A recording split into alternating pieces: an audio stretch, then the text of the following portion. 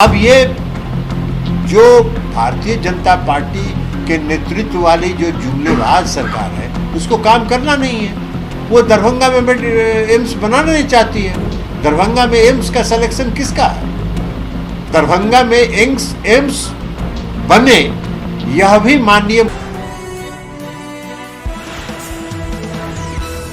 Darbhanga AIIMS को लेकर आधे दर्जन सांसद बीजेपी के सांसद को जहां मन करे वहां परेड करे, लेकिन केंद्र की सरकार दरभंगा में एम्स बनाना नहीं चाहती है, उस पर राजनीति करना चाहती है। दरभंगा एम्स के लिए जो राज्य सरकार ने जमीन चिन्हित किया है और माननीय मुख्यमंत्री जी ने स्वयं पत्रकारों को कहा है कि जाके जमीन चल के देखिए।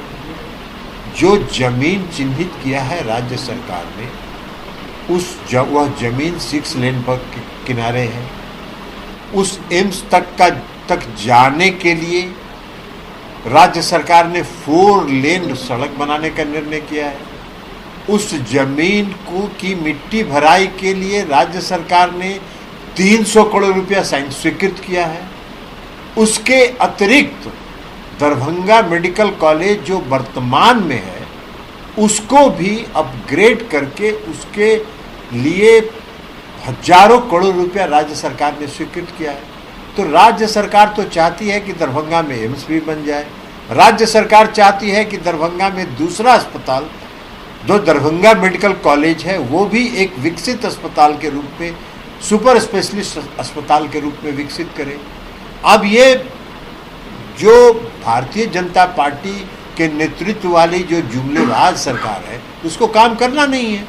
वो दरभंगा में एम्स बनाना नहीं चाहती है। दरभंगा में एम्स का सिलेक्शन किसका है?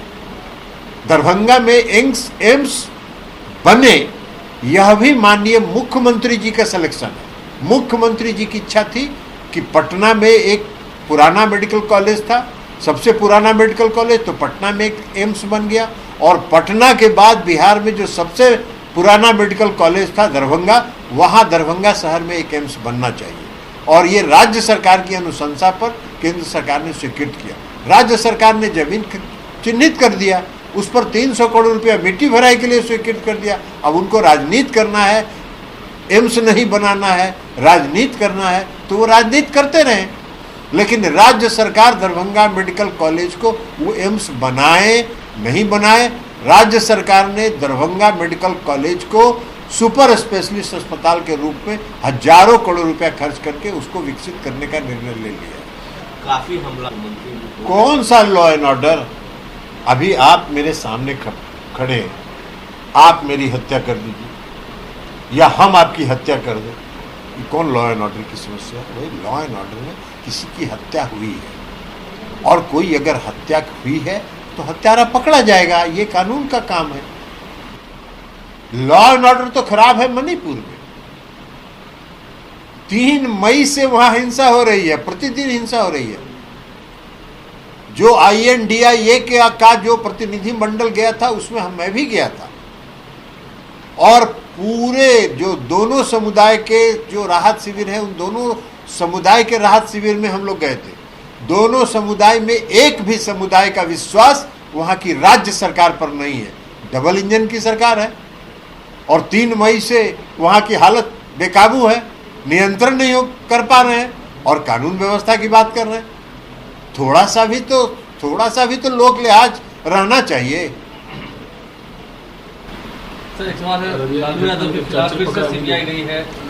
सीबीआई गई है, सुप्रीम कोर्ट देखेगी ये मामला, सर्वोच्च न्यायालय का है, सर्वोच्च न्यायालय देखेगी। सीबीआई गई है, सीबीआई का तो काम ही वही है, तंग करना, तबाह करना।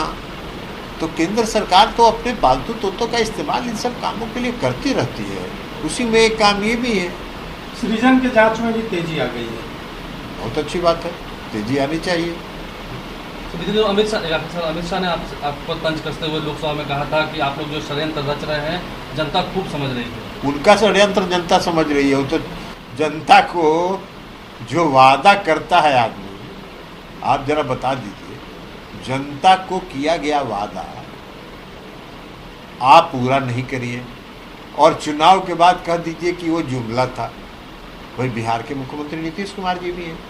2015 में उन्होंने 7 निश्चय का वादा किया, और 7 निश्चय में कौन निश्चय है जो नहीं पूरा हुआ? 7 निश्चय उन्होंने पूरा किया। 2020 में 7 निश्चय 2 की घोषणा उन्होंने की, और 7 निश्चय 2 पर आज काम हो रहा है। और वो क्या क्या क्या काम किए हैं? 2014 में 2 करोड़ लोगों को प्रति वर्ष रोजगार देंगे, पूरे विदेश से काला धन वापस लाएंगे, हर गरीब के खाता में 15 से 20 लाख रुपया देंगे। और बाद में गृह मंत्री जी ने कहा कि चुनाव में ये सब जुमला कहा जाता है।